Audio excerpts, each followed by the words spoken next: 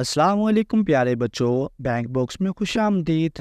प्यारे बच्चों, शेख चिली का नाम तो आपने यकीनन सुना ही होगा और इसकी कहानियाँ पढ़कर लुत्फ़ अंदोज़ भी हुए होंगे।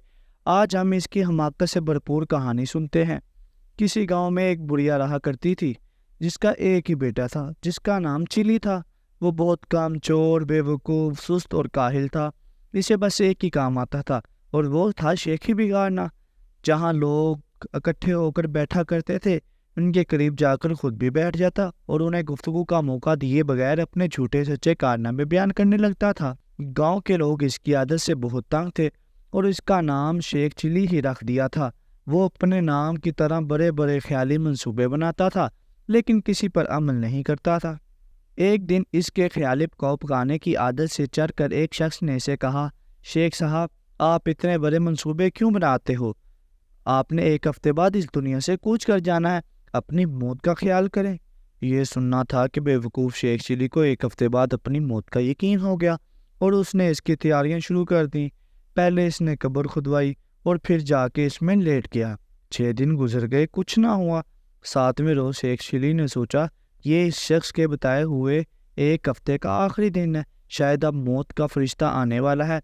वो ये सोच ही रहा था कि उसके कान में एक आवाज़ पड़ी, अगर कोई अल्लाह का नेक बंदा अंडे की एक टोकरी मेरे घर पहुंचा दे तो मैं उसे उजरत में एक अशरफी दूंगा। शेख चिली अशरफी का नाम सुनकर कब्र से बाहर निकल आया और अंडे की टोकरी उठाकर सर पर रख ली। ये देखकर टोकरी के मालिक ने कहा, शेख साहब, जरा संभाल के जाना, अंडे टूटने ना पाए, वरना एक भूटी कोड़ी भी ना दूंगा, उल्टा हर्जाना ले लूंगा। शेख चिली बड़े गौर से बोला, मियाँ साहब, मैं शेख चिली हूँ, कोई छोटा मोटा शख्स नहीं हूँ, पूरा गाँव मुझे जानता है। ये कहकर वो अंडे की टोकरी लेकर चल पड़ा।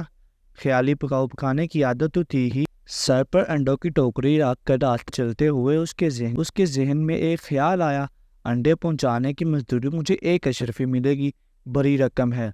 इससे मैं एक मुर्गी खरीदूंगा, वो अंडा देगी, अंडा बेचकर बकरी लूंगा जो बच्चा देगी, बकरा का बच्चा बेचकर गाय ले लूंगा, गाय दूध देगी, मेरे बच्चे दूध मांगेंगे तो मैं उनसे कहूँगा, ये लो दूध। इतना कहते हुए उसने टोकरा पकड़ लिया और दोनों हाथों से उठा लिया, जिसकी वजह से वो ज़मीन पर गिरा और सारे अंडे टूट गए। अंडे के मालिक ने जब ये मंजर देखा तो वो आग बगोला हो गया और कहने लगा, हाय मेरे अंडे। दूसरी तरफ शेख चिली रोते हुए दिखाई दे रहा था, हाय मेरे बच्चे। दोनों की आवाज़ सुनकर लोग जमा हो गए और शेख चिली की बात सुनकर उसे बावर कराया गया कि तुम्हारी तो शादी भी नहीं हुई, बच्चे कहाँ से आए, तो तुम क्यों रो रहे हो? हाँ, अंडों के मालिक का तुमसे जो नुकसान किया है उसका हर्जाना तो तुम्हें देना पड़ेगा। बात शेख चिली की माँ तक पहुंची। वहां आकर उसने हर्जाने की रकम अदा की और शेख चिली की गुलू खलासी कराई।